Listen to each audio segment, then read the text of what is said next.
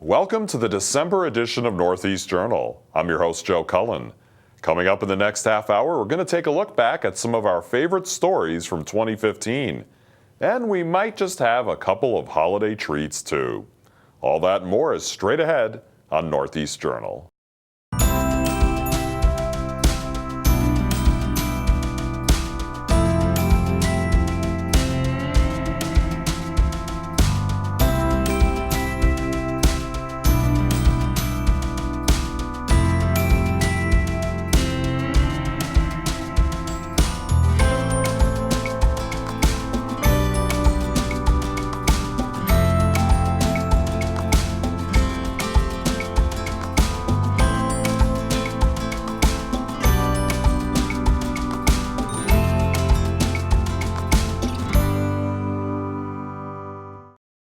Hello everyone and welcome to the December edition of Northeast Journal. I'm your host, Joe Cullen.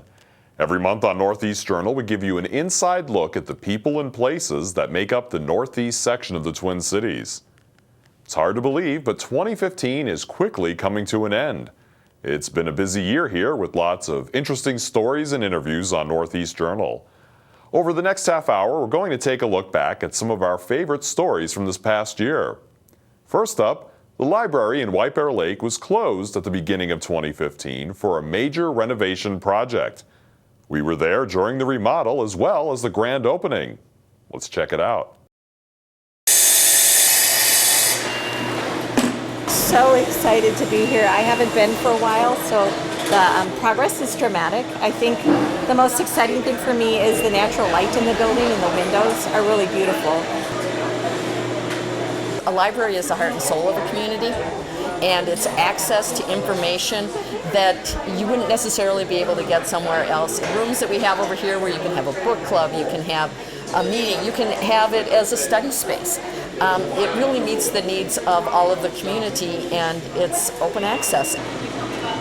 We're here to put in a time capsule in the White Bear Lake Library. We have 7 libraries in the Ramsey County Library System, and this is the only one that's had a time capsule in the past. We wanted to make sure that just as we had the joy of opening the one from 40 years ago, that in the future someone will have the joy of opening this one. This is a really exciting day. We've gotten to open the White Bear Lake Library, and we were closed almost 12 months, and so it was kind of hard on the community to be without our services. But you can see, we've had a really huge crowd here, and we have a lot to show the community about how we've improved the building.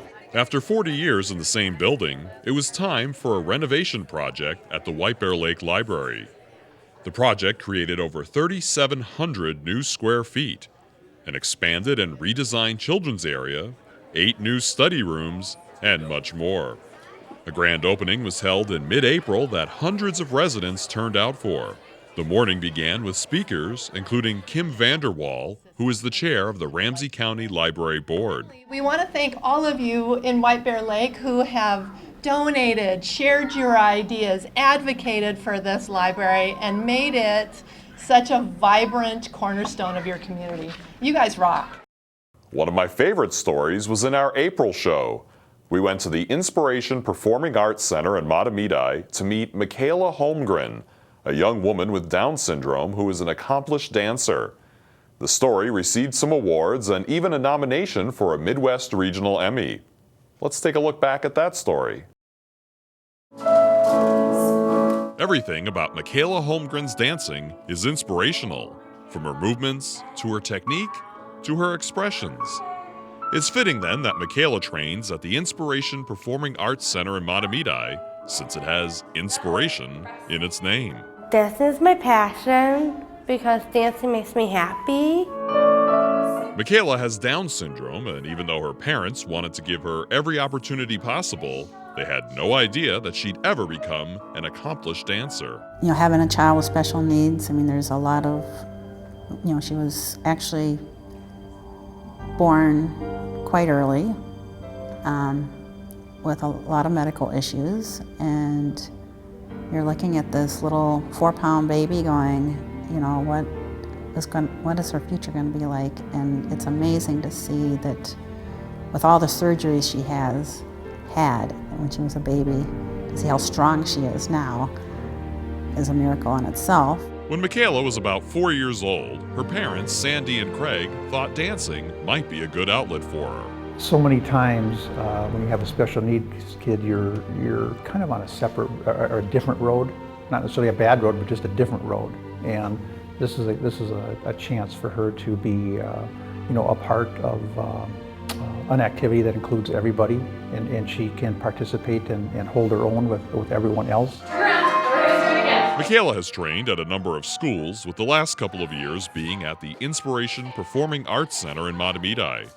Owner Katie Owings talks about what makes Michaela such an amazing dancer, as well as an award-winning choreographer. Michaela has the ability to really take a step back and listen and apply correction, and she has amazing amount of focus on the dance floor. And so through that, her technique and her capabilities have really grown, I've seen, in the last couple years.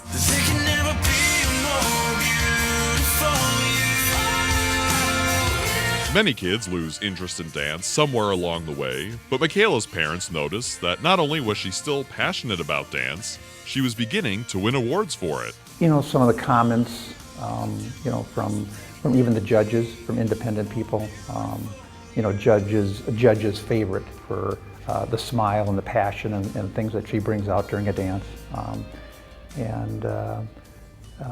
All of her instructors, the way the kids have embraced her, all positive feedback. The Holmgrens have enough trophies, videos, and photos to fill an entire room. They are always in the crowd at every one of Michaela's performances, including a dance that she choreographed and won an award for last year to the song Burn Bright.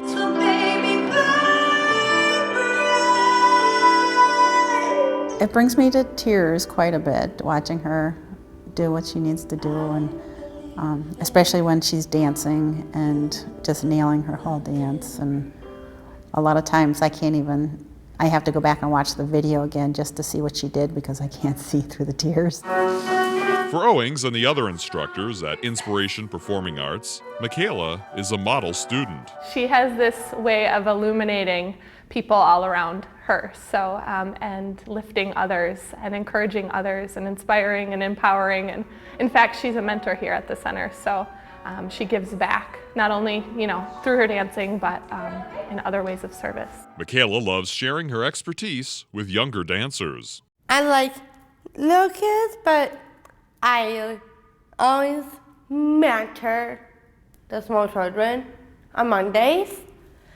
It's so cute, I love it. Michaela keeps busy outside of dance with gymnastics, cheer squad, and an upcoming missions trip to Haiti. She also just found out that she was accepted into Bethel University and will start studies there in the fall of 2016. I was in tears yesterday, and for Bethel, I accepted for college, so I did that, and that made me feel happy. I believe in you'll come running. There's no doubt Michaela will continue to inspire no matter what stage she is on throughout her life. Dancing wasn't the only arts-related story we did this year. Here's a look at a few of the other artists we met in 2015 on Northeast Journal. The Iceman Cometh. It's not just an award-winning play. It's what happened recently when ice carver Roger Rust brought his tools to Redeemer Lutheran Church on a Saturday morning. We're doing a little ice carving exhibition and kind of a seminar for the friends and parishioners, and they bring their kids out and everybody gets to chop a little ice and have fun. Rust has been carving ice creations for over 40 years now.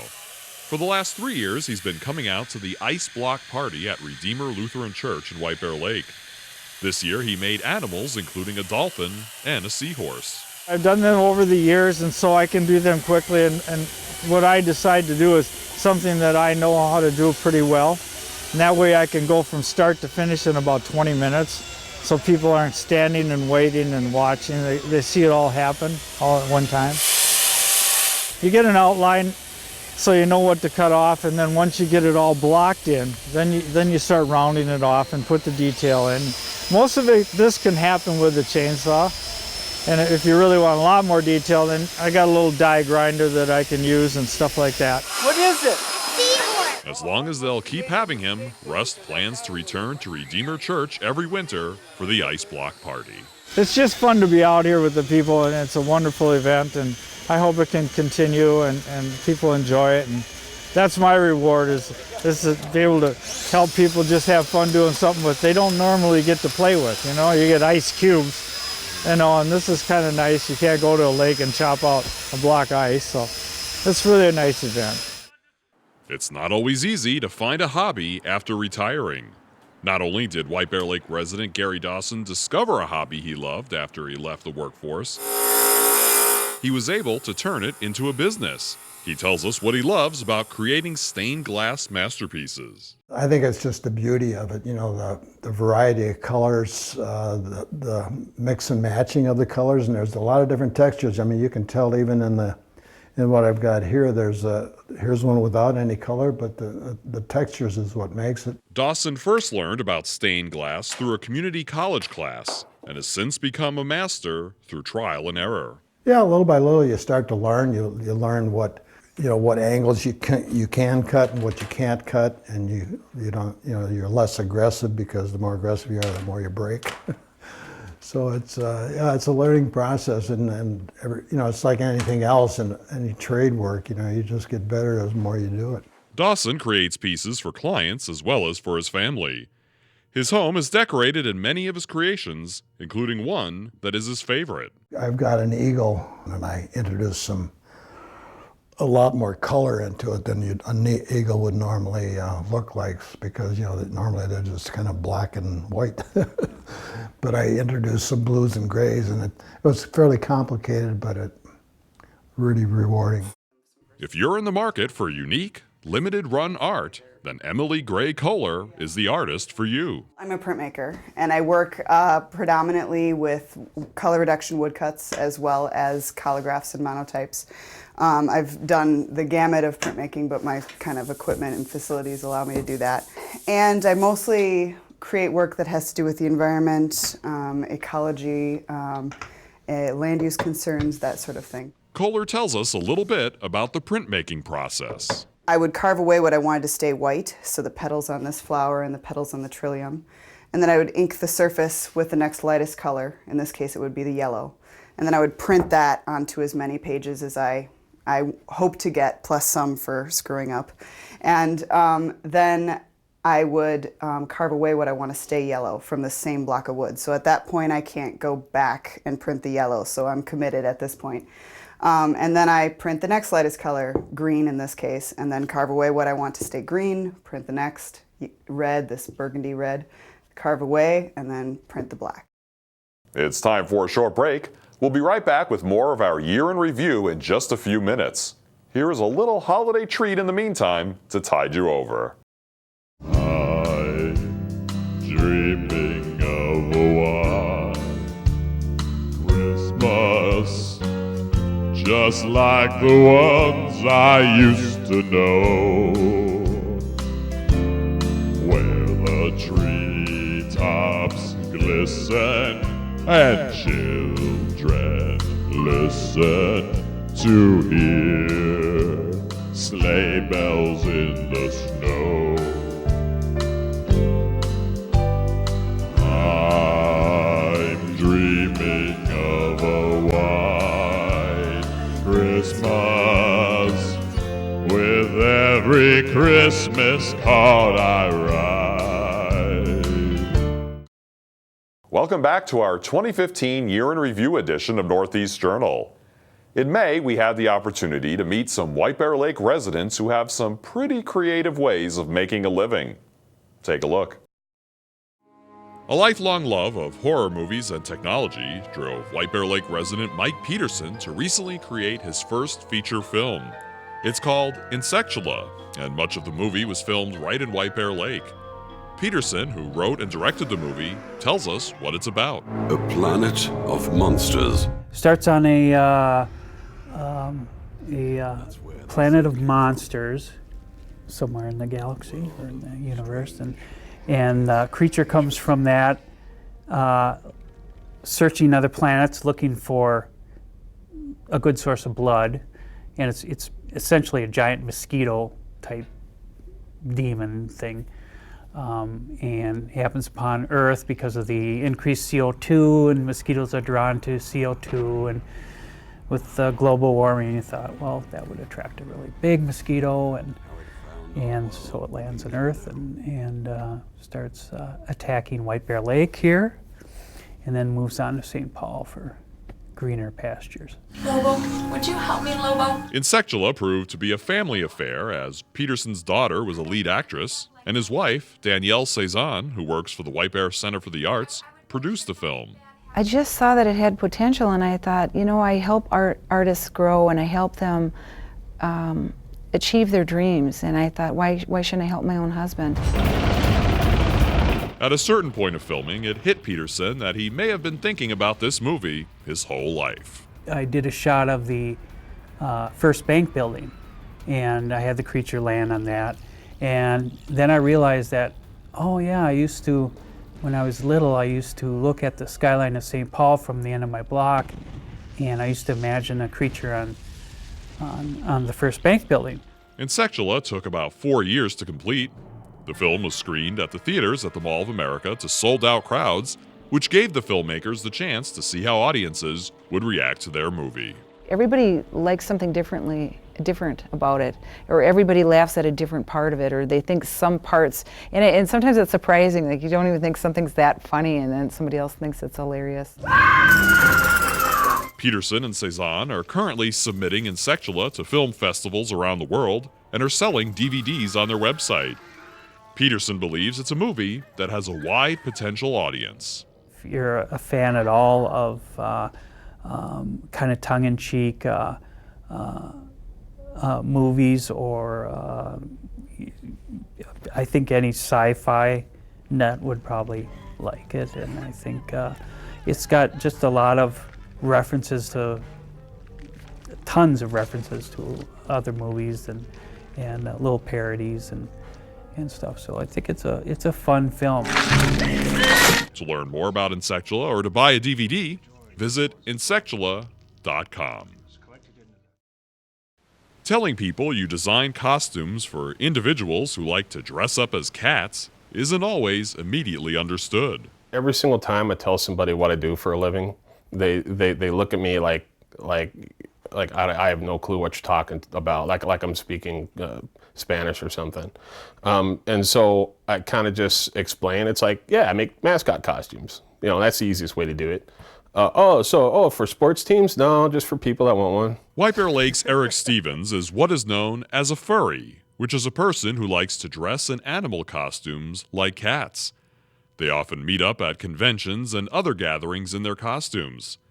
After Stevens discovered the furry culture, he wanted to learn how to make a costume for himself, and has since become an in-demand designer with a business called By Cats for Cats, making costumes for furries around the world. Oh, there's a huge demand for what we do. I mean, we're always booked 6 months in advance, and so I open up for new work every quarter, and then basically we shut down for new work so we can focus on getting production done. Because I could hire 4 or 5 more people and we could probably keep working, no problem. Stevens mainly designs cat costumes, but also has constructed wolves and dogs, among other animals. He loves collaborating with his customers to give them the costume of their dreams. Once people have an idea of what they want, usually they'll go to an artist and they'll have an artist sketch out maybe a front and back and a side view of what they would want their character to look like. If somebody just wants a costume from us, I've done that before where people just threw a lot of money at me and they said, make me whatever you want. And that's the kind of stuff I love to do, because then I'm making something that I want to work on, not on somebody else's dream. So we've got about three or four of those suits right now around the world. But most of the time people do have art ready to go and they show it to me, I give them a quote, and off we go from there. Stevens says there's a strong community of furries throughout the Twin Cities and Minnesota. It's a hobby that has a passionate following. When you put on a costume, you're not you anymore. You know, it's a total escape from reality. Like, If you work a job where you have to deal with customers all day, and it's just kind of a negative thing, and you can just escape, get into it. It's kind of like going to a Vikings football game, and the dudes that wear the horns and the braids, and they might even paint themselves purple. It's like, well, they wouldn't go to the store dressed like that, but they go to the football game and they're not them, they're this character. They're rooting on their favorite team. So for somebody to put on a cat costume, they're rooting on, hey, cats are freaking awesome, so I'm gonna wear this thing, and it's a total loss of inhibitions. It's great. For more information about the costumes Stevens makes, visit his website at buycatsforcats.com. Warm temperatures may seem like a distant memory now, but this summer we braved the heat to meet a White Bear Lake resident who is likely the world's only singing ice cream man. Here's Gary LaRue, the street treat peddler. If I never had a cent, I'd be rich as Rockefeller. Gold dust at my feet, on the sunny side, the money side, the peaches and the cream and the honey side, walking over to the sunny side of the street. I have this nostalgic place, I guess, in my heart and mind for the ice cream man, and they don't come around very much anymore. And so I thought, well, what if I became an ice cream man? But I didn't want to do it, the traditional way with the truck. I thought, get something kind of vintage, because I'm big into vintage and nostalgia type stuff. I thought I'll get the old vintage style trike. I'll sell ice cream, but I won't just sell ice cream. I'll add the crooning, the singing of the Rat Pack kind of music as well. So it's kind of a weird thing. It's unique. Nobody else is doing it as far as I know. I think I'm the world's only singing ice cream man. Fill my heart with song and let me sing forevermore. Yes, they are delicious. One for you. $9. Yeah, okay, that's great. And then I'll give one for you, and I'll give this one back. But here I am at Festa Italiana, an Italian fest. And I don't know, I love getting to know people, different cultures, different foods, different events, things like that. So it gets me into a lot of different places that I wouldn't have been before. So I'm pretty excited. How you doing, pal? You looking for some ice cream? Not yet? Okay. Maybe later? There we go. So $2.50 and 2 is $4.50 out of 5. I'm just never afraid to make a fool of myself. Just have fun. Life is short. Laughing, weeping, more than the greatest love. Hey, how you doing? Good, good. I'm doing great, thank you. So not only am I selling ice cream and frosty treats on the street, but my last name means the street. And of course, the peddler. I'm pedaling my tricycle, but I'm also peddling ice cream treats. So that's where the street treat peddler tongue tie name comes from. The night we met, there was magic abroad in the air. There were angels dining at the Ritz. A nightingale sang in Berkeley Square. I love doing those things. I just hope that I can continue to do those. Hope the business will continue to grow, and I'll continue to enjoy it and have fun. Willing to swear that when you turned and said goodnight, a nightingale sang in. Thank you for coming. Have a great day, gals. Like a lazy ocean hugs the shore. Sway me smooth, sway me more. We began this show with a look back at some library stories, so let's finish it with a couple more. We spent a bit of time at the Maplewood Library this past year, including a look at their new cafe and an innovative program for teens. Let's take a look back. There's a new way to jumpstart your day at the Ramsey County Library branch in Maplewood. A coffee shop named Caffeine recently opened, and according to co-owner Navarat Pusansard, the response has been great. Really good so far. Yeah, they kind of like really welcome us too. They walk in and they told us that how happy to have the cafe back, and they say that they love the atmosphere here, they love the fireplace, and they love everything. Caffeine has a unique spelling and can be pronounced as caffeine or caffeine, as is customary in Thailand, where Poussinsard and her husband are from. There's more than just caffeinated drinks there, though. We have like food. Like said that when we in the college, we just sit in the library. Sometimes we get hungry. That's why we decided to serve some food like soup, especially the weather. And we have panini. We have fried rice, golden fried rice. That's gonna be chicken fried rice with the omelette on top. And on the weekend, we have special Thai soup also. And in the future, we might have more options for the Thai food, but we want to see how the demand first.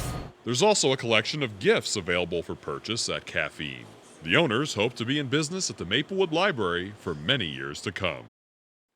Libraries are always evolving to meet the needs of their diverse population, and the Maplewood Library is on the cutting edge when it comes to programming for teens, including the Brain Box Makerspace. We've created this idea of the Brain Box. The Brain Box is our space for content creation and for experimental learning, experiential learning, and a place where kids can come hang out and mess around with stuff. The teens have the opportunity to work with 3D printers and other technology to create and use their imagination. The Brain Box is run by library staff and also workers from AmeriCorps, like Jana Greenslit. Just exposure to these sorts of skills, these 21st century skills like 3D design, coding, all those things that they might not necessarily be getting in school, and also getting to think of themselves more as makers, as people who can create, getting them to think a little bit more creatively. So there's a look back at some of the highlights of 2015 on Northeast Journal. Thank you so much for watching our program this past year. We hope you'll stay with us for even more great local stories in 2016. All of us here at Northeast Journal and the Government Television Network would like to wish you a Merry Christmas and a Happy New Year. We leave you with another little Christmas song from an amazing area vocalist.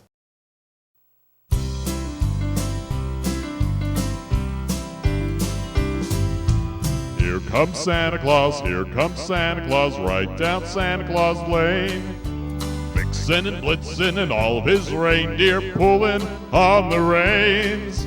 Bells are ringing, children singing, all is merry and bright. Hang your stockings and say your prayers, 'cause Santa Claus comes tonight. Here comes Santa Claus, right down Santa Claus Lane. He's got a bag that's filled with toys for boys and girls again. Hear those sleigh bells jingle jangle, what a beautiful sight. Jump in bed and cover up your head, 'cause Santa Claus comes tonight.